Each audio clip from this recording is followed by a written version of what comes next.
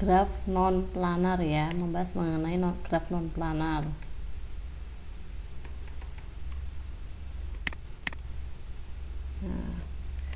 Graf planar dan graf bidang tadi ya, kita membahas yang sebelumnya. Graf yang dapat digambar tanpa terjadinya perpotongan antar sisi disebut graf planar. Graf planar yang digambarkan tanpa ada perpotongan antar sisi disebut graf bidang. Kalau graf planar itu graf yang dapat digambar tanpa terjadinya perpotongan antar sisi. Kalau graf bidang, graf planar. Jadi merupakan bagian ini ya. Graf planar yang digambarkan tanpa ada perpotongan antar sisi disebut graf bidang. Graf bidang pasti merupakan graf planar. Graf planar belum tentu graf bidang seperti tadi ya. Nah, contohnya ini keempat ya, PHRS. Nah, ini graf planar ya. Kemudian K6 bukan graf planar. Kenapa? Terjadi intersection ya, seperti tadi ya, pertemuan sebelum PPT sebelumnya. Nah, tuh. Nah, ini juga terjadi perpotongan. Nah, bukan graf planar. Sekarang rumus Euler tadi ya, N min E plus F sama dengan 2, F sama dengan E min N plus 2. Pertemuan yang membahas graf planar dan bidang tadi sudah dijelaskan ya. Kita langsung ke bawah aja nih, sama kasusnya nih. Nah, nih, suatu graf dikatakan planar jika memenuhi ketidaksamaan Euler.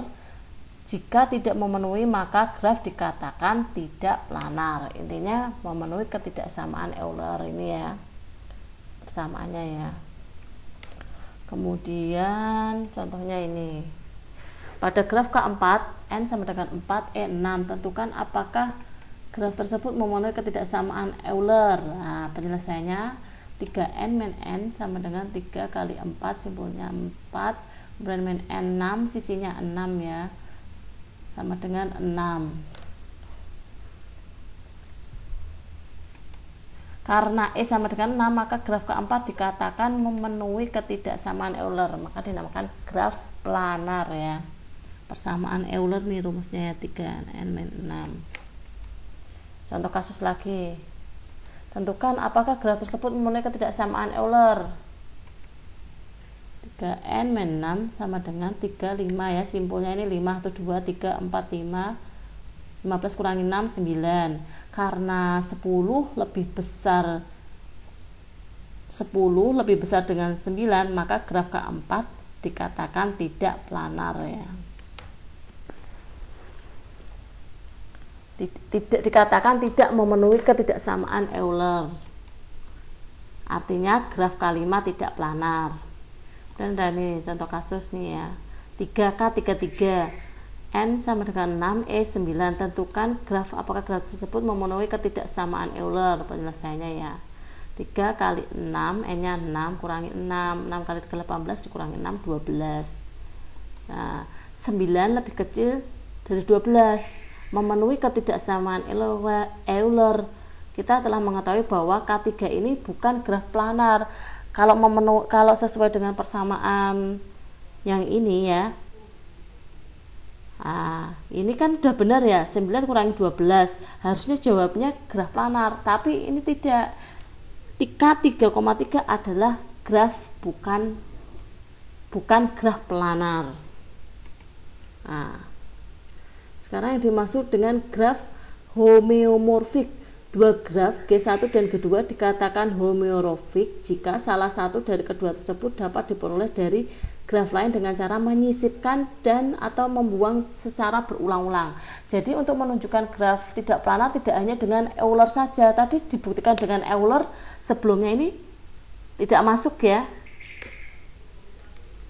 Ya, tidak masuk ya. Maka butuh ini ya, pembuktian menggunakan graf homeomorfik ya. Diperoleh dari graf yang lain dengan cara menyisipkan dan atau membuang secara berulang-ulang simpul yang berderajat 2. Ketika graf di atas homomorfik satu sama lain, graf G2 dapat dengan menghilangkan simpul V. Ya, simpul V ini dihilangin, jadinya seperti ini, dapatkan G2. dengan simpul G2 ya. Sedangkan G3 didapat dari G2 dengan menambah simpul. Tadi dapat menyisipkan atau membuang simpul di sini ya, ditambah ya simpul Y ya, XY ya. Kemudian homomorfik ya. Tadi saya membahas mengenai derajat 2, berderajat 2. Masih ingat dengan kata derajat ya. Ini contohnya ya. Kalau ini itu derajat 0, ini derajat 1, ini derajat 2. Kalau di dalamnya lagi ada lagi seperti ini, nah ini derajat 3 ya, contoh derajat 3. Nanti derajat 4 ada lagi dalamnya, begitu ya. Kita bisa membedakan derajat 0, derajat 1, derajat 2, derajat 3 dan seterusnya. Kenapa ini berderajat 3 dengan 4 buah simpul? Nah, N nya 4, 1, 2, 3, 4. Ini 6 simpul, 1, 2, 3, 4, 5, 6. Ini 8 simpul, 1, 2, 3, 4, 5, 6, 7, 8. Kemudian untuk membuktikan apakah graf tidak planar dengan teorema Kuratowski. Menurut Kuratowski terdapat dua jenis graf tidak planar, yaitu graf Kuratowski pertama yaitu graf K5, 5 simpul, graf tidak planar. Ini aturan dari Kuratowski ya. Kemudian yang aturan kedua, Kuratowski kedua, graf yang terhubung teratur dengan 6 buah simpul dan 9 buah sisi, K3,3, graf tidak planar. Ini menjadi acuan utama penggunaan teorema Kuratowski. Nah, sifat dari graf Kuratowski adalah kedua jenis graf Kuratowski adalah graf teratur. Kemudian kedua graf Kuratowski adalah graf tidak planar ya. Kuratowski itu tidak planar. Penghapusan sisi atau simpul dari graf Kuratowski menyebabkan menjadi graf planar. 4. Graf Kuratowski pertama adalah graf tidak planar dengan jumlah simpul minimum, sedangkan graf Kuratowski kedua adalah graf tidak planar dengan jumlah sisi minimum ya. Keduanya adalah graf tidak planar paling sederhana. Intinya dari teorema Kuratowski adalah graf G adalah tidak planar jika dan hanya jika mengandung upgraf atau subgraf yang isomorfik dengan K5 atau K33 atau homomorfik dengan salah satu dari keduanya ya. Paham nggak ini? Berarti intinya harus mengandung upgraf ya, kemudian isomorfik dengan mengandung jika dan hanya jika mengandung upgraf yang isomorfik dengan K5 atau K3 atau homomorfik dengan salah satu dari keduanya. Paham ya? Nah, subgraf tadi artinya apa ya? Sebuah subgraf adalah sebuah hingga FHE berbagian dari G dan E merupakan bagian dari G. Dengan kata lain, sebuah graf G disebut subgraf dari graf G jika semua simpul dan semua sisi dalam G adalah di dalam G dan setiap sisi dari G mempunyai simpul akhir dengan G. Berarti merupakan kayak bagian gitu ya. Ya, contohnya subgraf. Setiap graf adalah subgraf dari dirinya sendiri ya. Ini subgraf nih ya. Sebuah subgraf dari sebuah subgraf G adalah juga subgraf dari G. Sebuah simpul tunggal dalam sebuah simpul G adalah subgraf dari G. Sebuah sisi yang tunggal bersama dengan simpul akhirnya adalah sebuah subgraf dari G. Intinya subgraf itu merupakan bagian ya, bagian dari graf sebelumnya ya, ini A dan B. Kemudian perhatikan graf berikut. Graf G mengandung upgraf G1 yang isomorfik dengan graf 3,3. Jadi tidak planar ya. Yang isomorfik sama dengan graf 3,3 jadi tidak planar. Contohnya ini. A, B, C dirubah ya menjadi F, E, D. Sisi A dengan C dihilangkan ya. Tadi syaratnya kan boleh dihilangkan ya. Dihilangkan, kemudian F sama G juga dihilangkan ya. Udah kita dapat ini K3,3 langsung ya. Oh, ini tidak planar. Berarti yang merupakan tidak planar adalah K3,3 dengan K5. Nah, ini contoh lagi. Graf G juga tidak planar karena grafnya G1 isomorfik dengan graf 3,3 ya. Ini ya.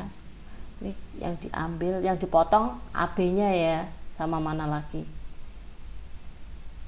CG, G, E juga diambil ya. Ya. Dari ini dipindah ke sini ya. Kemudian nih, dari sini dipindah lagi. Ya. ABD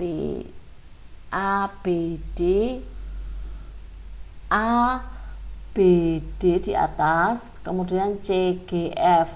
Kan ini paling mudah gini, A akan tidak menghubungkan B dari sini ya. Terus A menghubungkan F, nah, ditarik garis-garis gitu ya.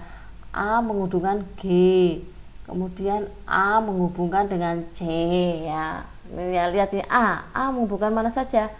C, kemudian F, kemudian D. Berarti sini C ya, sini F. Bisa ya merubah dari sini ke sini ya.